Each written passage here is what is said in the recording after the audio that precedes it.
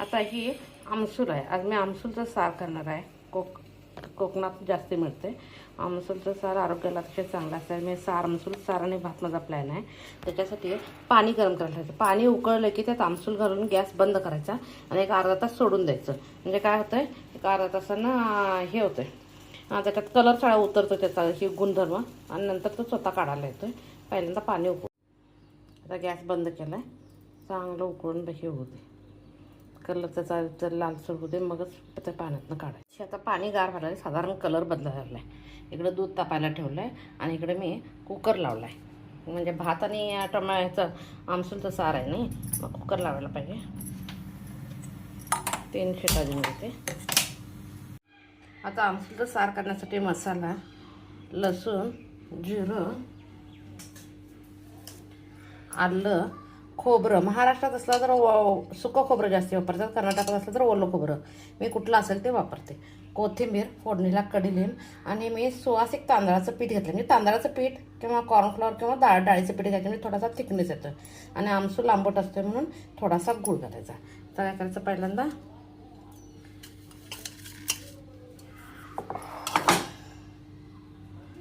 जिरं, खोबरं,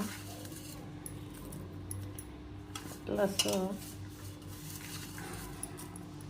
आणि कोथिंबीर ही काढायचं कट घ्यायची, कारण त्या काढायचं जरा टेस्ट चांगला असते. सगळं बारीक करून घ्यायचं. त्याच्यावर आल्याचा एक तुकडा करून घ्यायचा. एवढा तुकडा बस होता. आणि सगळं खालून बारीक खेचून घ्यायचं.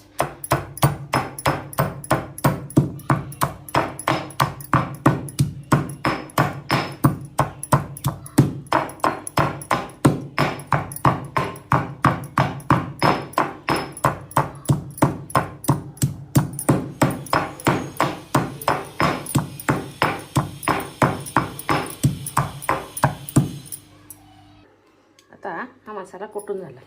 तेल तापायला ठेवूया. जरा गॅस बारीक करते.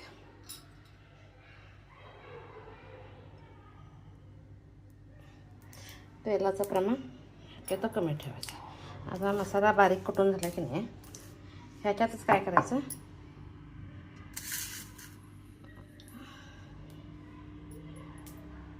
आता थोडंसं हे होऊ दे, तेल तापू दे.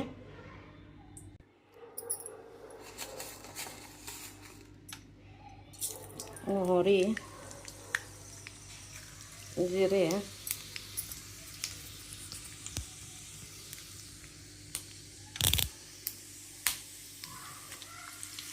कडीलिंब, थोडासा हिंग आणि 1 चमचा तिखट कसं आपल्याला किती पाहिजे त्यानुसार. आणि हा ठेचलेला मसाला कच्चा असतं, मग थोडा असं त्याला भाजू दे.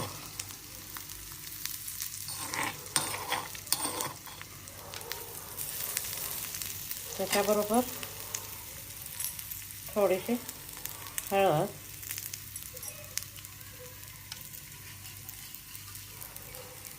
थोडासा गूळ, थोडं ह्याच्यातच भाजून घ्यायचं. थोडंच तेल असतं पण त्याच्यात भाजून घ्यायचं.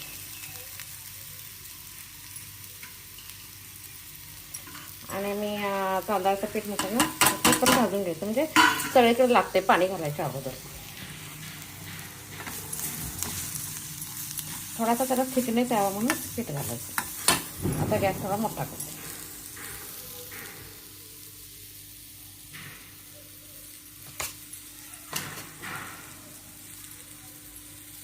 हिंग, त्याच्यानंतर थोडीशी धनेपूड, थोडीशी जिरेपूड.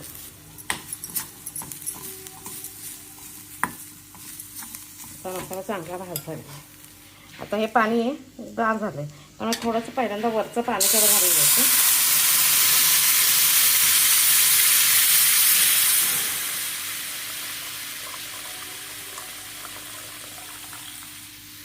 आणि आता हे जे आमसूल राहिले की नाही, हे गार झालेलं आहे.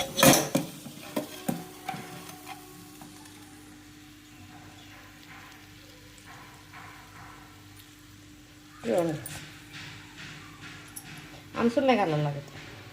आता याला छान अशी उकळी येऊ दे.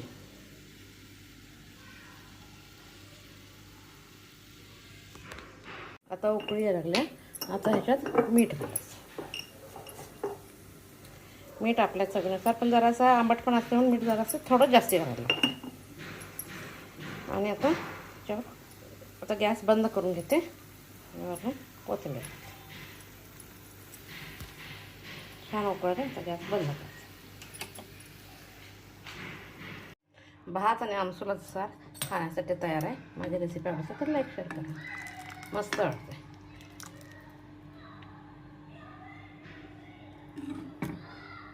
तर आज जरा सोजी करायची आहे. जरा पहिल्यांदा तुपात भाजून घ्यायला. सोजी, भात आणि आमसुलाचं सार असा माझा प्लॅन आहे. जरा सोजी तुपात भाजून घेतली की छान वाटते.